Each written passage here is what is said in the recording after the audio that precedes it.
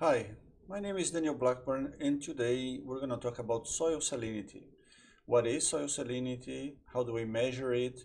How the soil chemistry affects salinity and the accumulation of salts, and how salinity affects the chemistry of soils in a sense that it makes a better or worse environment for the plants. Yeah? So let's talk about soil salinity today.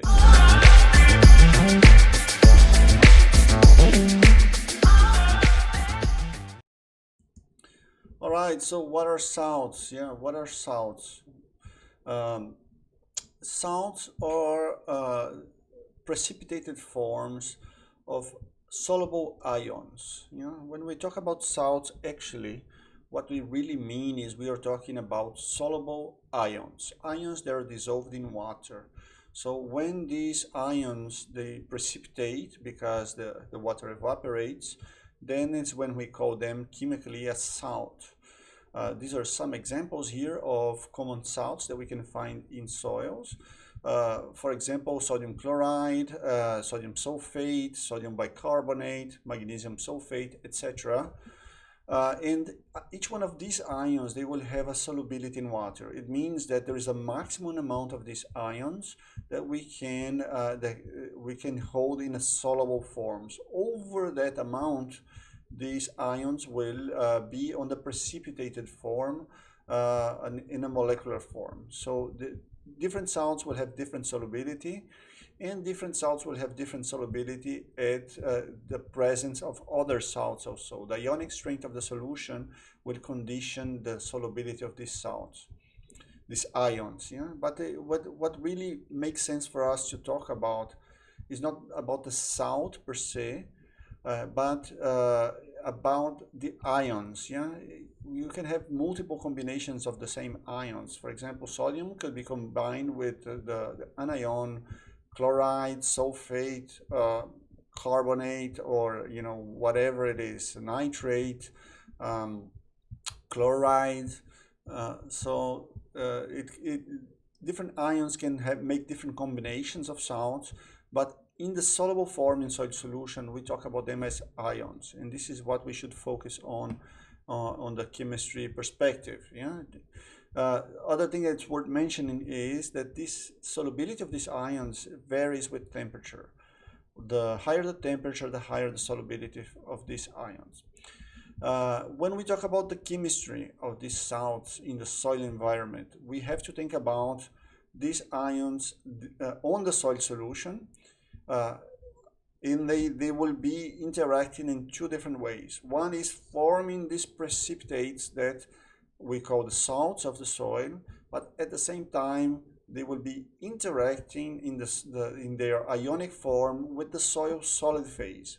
In the soil solid phase, what we mean by soil solid phase, we talk about soil colloids. Yeah, the colloids are the fine particles in the soil below 2 micrometers.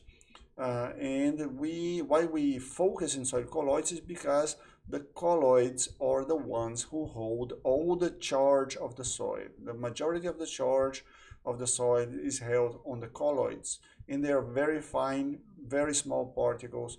And this the fact that they carry the charge is very significant for the soil chemistry, and how these ions interact with these colloids is very important also to understand soil salinity.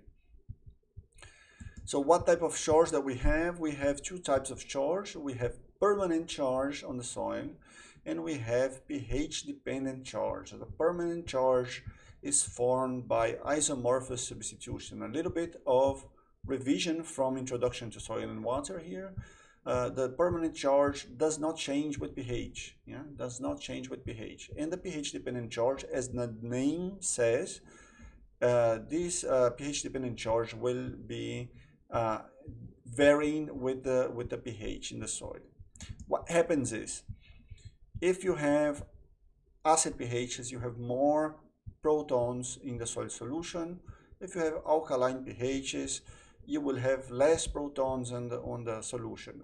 The more protons you have, the more you will protonate these pH dependent loci, yeah, these sites of when you have this charge. So when you protonate, when you add the hydrogen to this hydroxyl, this is when this another positive charge is formed. Yeah, but we have to think about this pH dependent charge.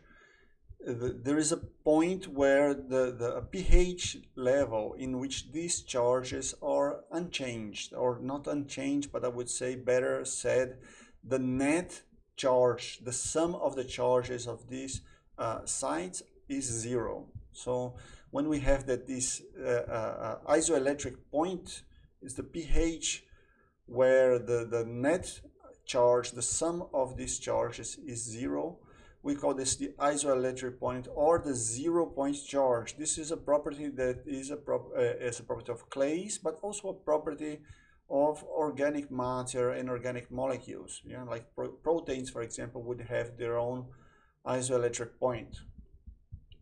This isoelectric point in general for soil colloids is low, is a low isoelectric point.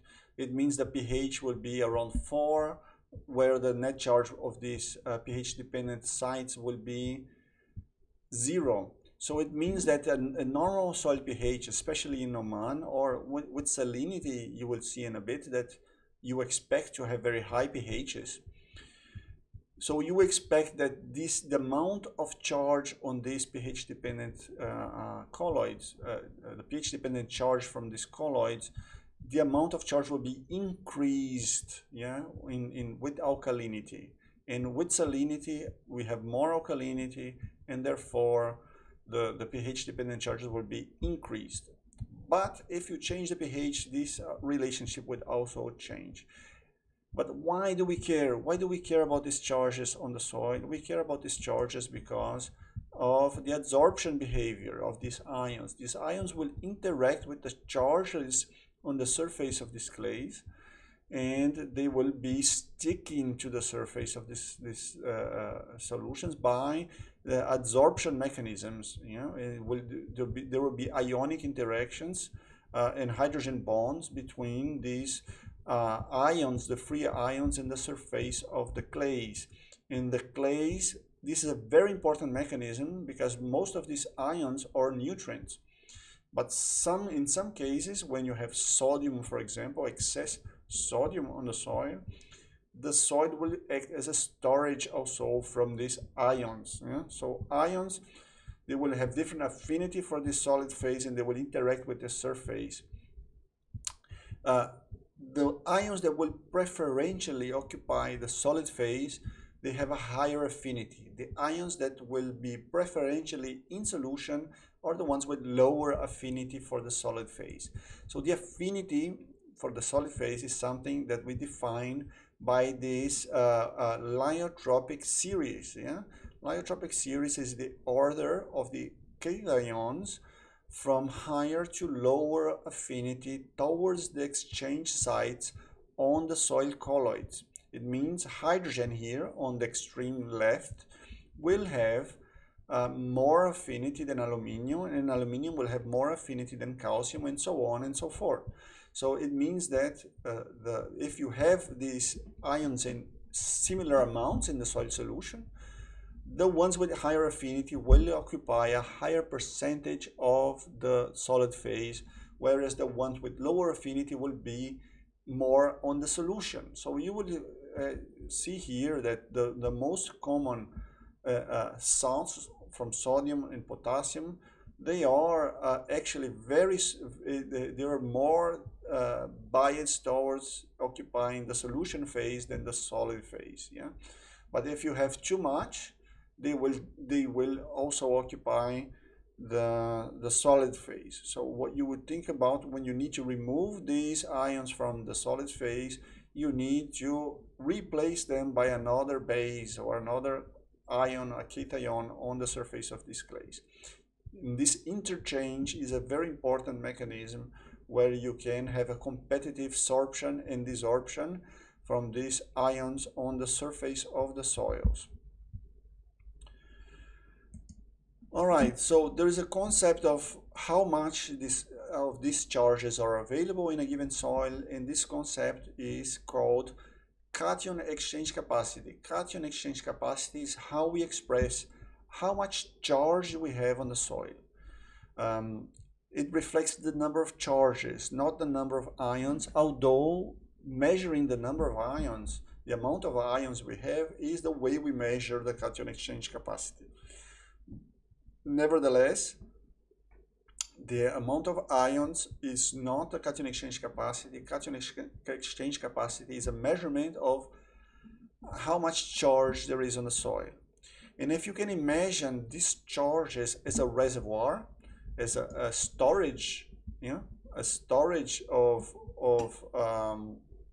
ions on the solid phase, you can see that if you have a high cation exchange capacity, it will be like a big reservoir. If this is an analogy, all right, this is not exactly what is happening, but the solid phase acts as a reservoir of ions, and this could be good ions for the plants or bad ions for the plants. If they are nutrients, good for the plant.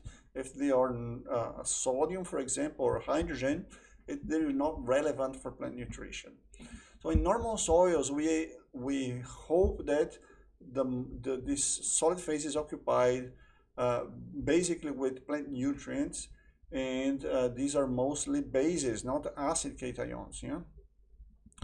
But when we have alkalinity and salinity on the soils, the majority of this will be occupied by bases, and some of these bases are not helpful, or they are in excess of what the plant needs, and then we need to try to remove some of these ions from the solid phase. But what happens when we have a big reservoir, a big cation exchange capacity, and we have a small reservoir, and we wash the soils, we remove the ions that are in the soil solution here.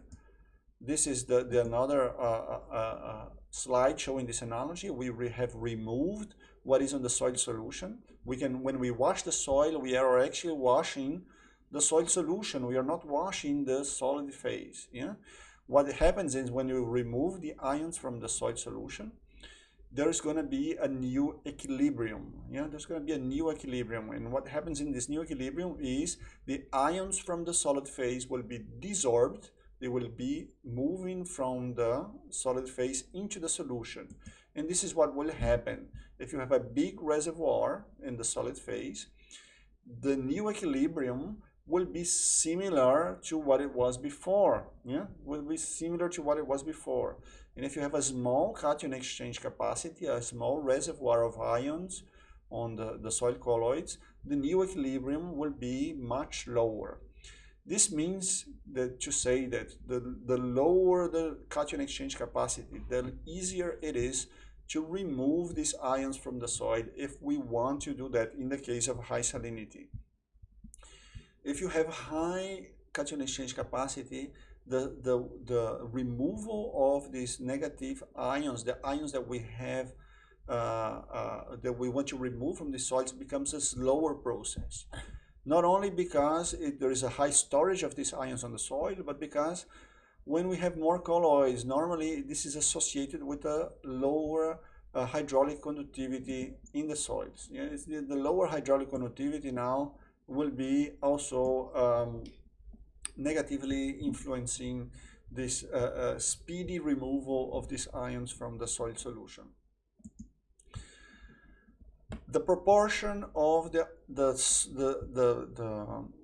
charges of the soil that is occupied by bases or acid cations, this is called the base saturation.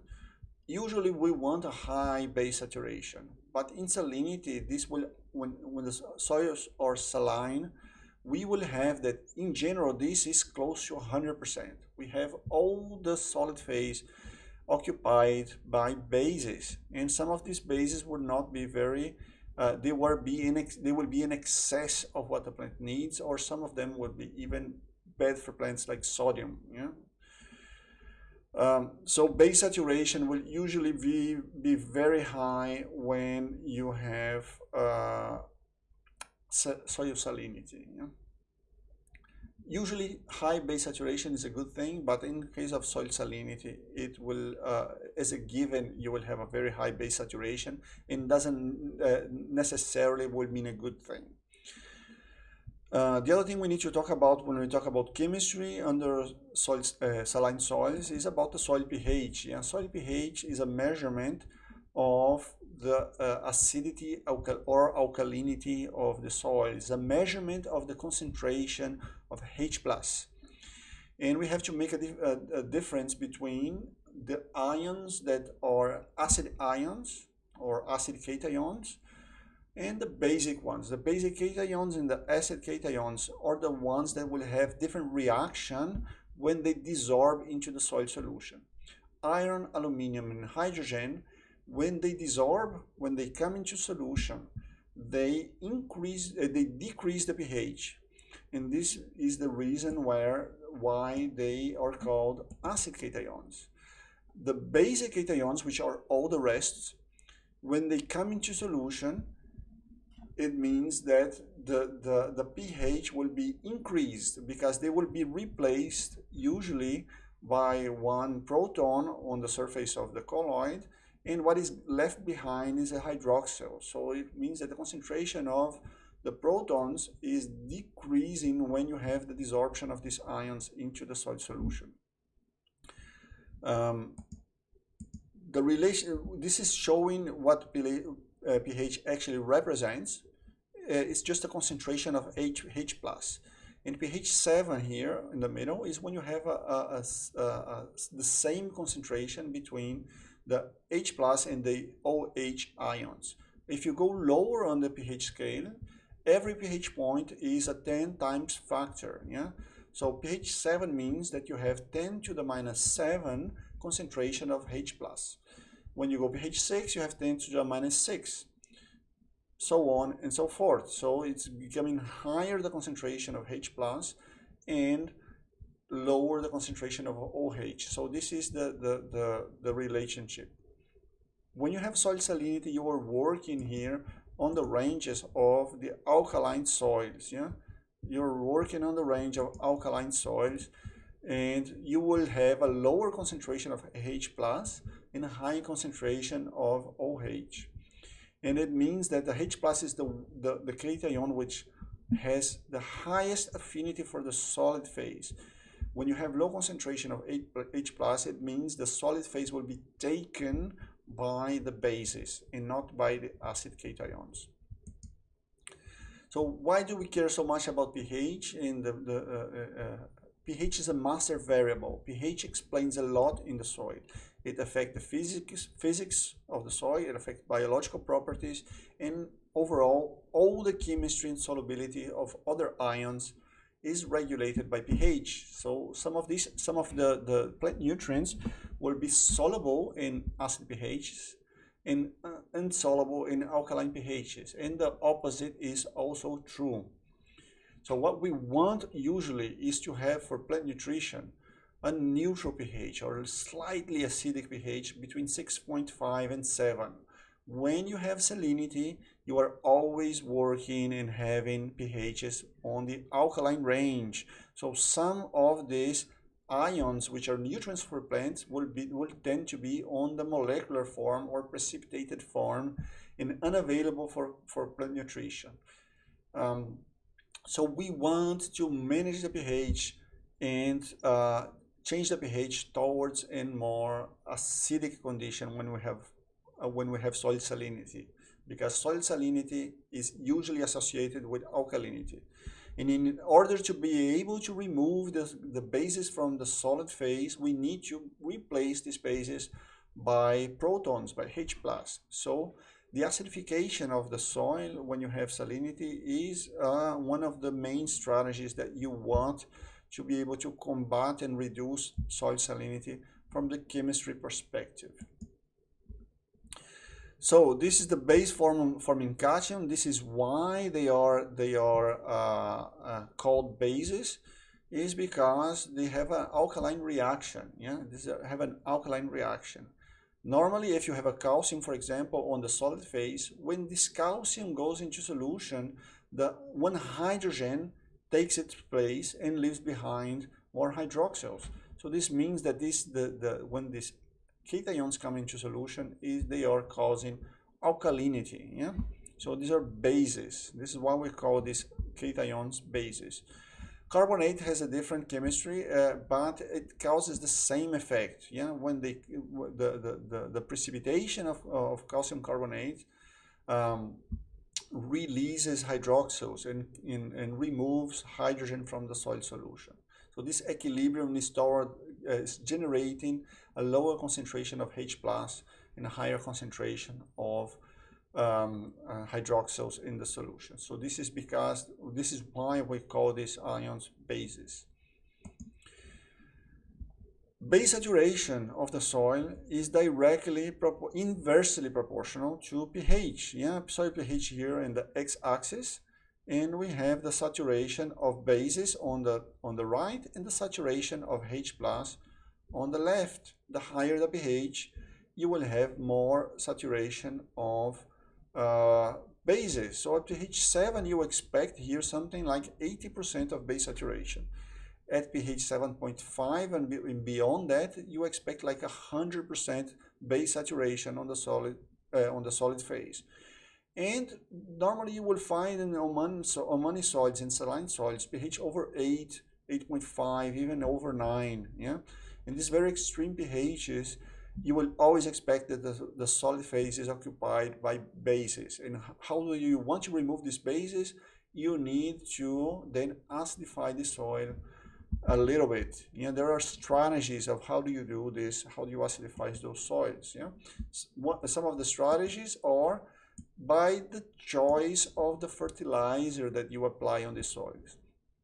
If you use ammonium-based fertilizers, they have an acid reaction. Yeah, they have an acid reaction. The reaction is due to the nitrification process. So the nitrification is the oxidation of ammonium into nitrates and nitrates. This process releases H plus into the soil solution. Phosphate fertilizers can also release some hydrogen, but they're not their effect is not as extreme as the ammonium fertilizers. But anyway, if you have alkalinity on the soil and salinity, you should choose fertilizers which are known to generate acidity. Yeah, these are problematic in acid soils, but for alkaline soils they are desired. Yeah, you want them. Organic amendments, they are also acidifying of the soil solution, and they are helpful in salinity management. If you add compost or any organic matter to the soil, including biochar, for example, this helps on the managing salinity, not only because it increases the cation exchange capacity, they're colloids in their own right, but the decomposition of this organic matter releases protons. Yeah, releases humic acids, releases proton into the soil solution. The other way of lowering the pH in the case of soil salinity is by adding elemental sulfur. So elemental sulfur is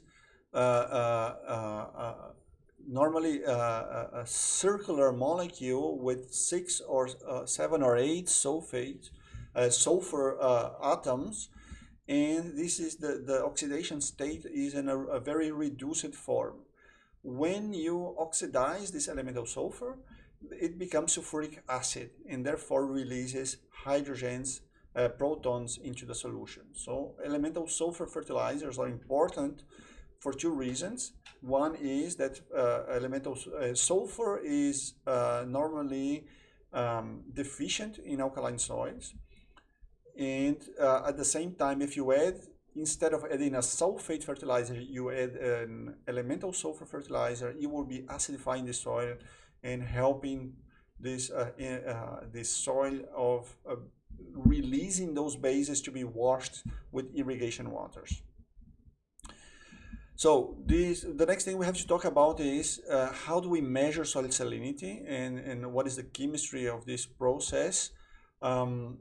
Normally, we could measure this directly by measuring the amount of ions that we have on the soil, but what we usually do this by indirect methods, and the main indirect methods it's used for measuring soil salinity is electrical conductivity. This is useful for measuring electrical conductivity of waters and soil extracts. Yeah, this measurement of electrical conductivity is not done directly on the soil matrix, but in water extracts from soils. So the water salinity, there's either a direct relationship for with the amount of salts there is in the water or in the soil solution, and the electrical conductivity. So 1 gram per liter is roughly equivalent to 1.5 decisiemens per meter, and you can use that relationship to calculate how much water, how much salt there is on your soil or in your irrigation waters. But when we are measuring from the soil will not be a suspension. There will be the water in the soil will be in diminutive amounts, occupying the micropores of the soil. So how do you know, how do you measure the electrical conductivity? Is by making an extraction. Yeah, there are 2 ways, and you usually do this extraction. One is by the saturated paste. Saturated paste, it means that you will be adding water to the soil until you reach that point where you have a very saturated paste. The surface of the paste is glistening with water, but it does not separate phases. When you reach that phase, then you can, with a vacuum pump, extract the soil solution and measure electrical conductivity. When you do that, you can centrifuge to remove the solids, or you can filter that solution to remove the solids, and in that solution you will measure the electrical conductivity. But what is the electrical conductivity? The electrical conductivity is the ability of this medium to conduce an electrical current. So it's the inverse of the resistance. Yeah, the resistance is how much you lose of this electrical current during this transmission through the medium. Yeah, so the electrical conductivity is the inverse concept of resistance. Yeah, so what will happen is you are measuring what is the ability of the medium to conduce this electrical current, and this is measured in Siemens or decisiemens per meter or per distance. Okay. The next thing you need to think about when you are measuring salinity is not only about how much salts in general you have, but there is one critical ion that you need to worry about, and this is sodium. Yeah, sodium is usually present in high amounts in soil, and in saline soils they are in high concentration. But there is a threshold. If you have too much of it, this will cause very negative effects on the soil structure. And how do you know that you have too much sodium? You measure the ratio between sodium, calcium, and magnesium. It's called sodium adsorption ratios, SAR. Yeah, this is the formula that you have for measuring this, and the highest the SAR, the worse it will be. There is another ratio that you can use is by, instead of dividing by this calcium and magnesium concentration, you can divide it by the CEC, the cation exchange capacity. And what it means is, if you have SAR below 13, the soil is normal. If you have beyond 13, it's a sodic soil. The ESP will be below 15, and over 15 will be a sodic soil. Now, it doesn't mean that if you have sodicity, that this is a saline soil. Sodicity can happen by itself. You know, if you have a sodic soil, you can have a sodic soil that is not saline, and you can have a sodic soil that is saline at the same time. Salinity can be also a saline soil can be non-sodic. You can have other ions present that are not sodium. So if you have electrical conductivity below 4, you say that is the soil is not saline. If it's beyond 4, it's a saline soil. And the ESP or the SAR, if the SAR is below 13, it's not sodic, and if it's beyond 13, it's a sodic soil. Yeah? So the sodicity is a problem for two things, which is ion toxicity for plants, and the next thing is, which is very important, is the collapse of the soil structure. Yeah? So saline soils and saline sodic soils, they are dominated by calcium and magnesium, but the ratio between calcium, magnesium, and sodium is highest towards the sodium when you have sodic soils, and when you have this more dominated by calcium and magnesium when you have only saline soils. When you have sodic soils, the pH can be higher than 8, higher than 8.5. The only conditions when you get the very, very alkaline soils is when you have high sodicity. In Oman, you don't expect too much sodium saturation because of the high carbonate concentration you have. Yeah? So you have a lot of calcium in the soil, and this high concentration of calcium will prevent that the proportion is more dominated towards the sodium. When you have sodic soils, as I was telling you, the pH can be as high as 10, you know, and the main anions are chloride, sulfate, and bicarbonate. Yeah. All right, so there's a relationship that we have to talk about, that the electrical conductivity and between the sodium adsorption ratio, there is this relationship is different when you have different types of colloids on the soil. It's the same mechanism that we were explaining before, that we have this solid phase acting as a reservoir, and they will change this behavior between what is the relationship between electrical conductivity and sodium adsorption ratio. Okay. Also, when you have high sodium on the soils, there is a direct relationship between how much is the pH and how much is the sodium saturation. Yeah, the sodium saturation will be the highest it is the sodium saturation, the highest will be the pH. The next thing that we need to talk about the sodium in the soil is about the physical side. Yeah, the dispersion of clays is very high when you have more exchangeable sodium on the soil. This means that the sodium by being a monovalent cation, as it is potassium and hydrogen, for example, it cannot bind two clays together. You know, only polyvalent cations can bind different clay particles together and flocculate them, causing the structure.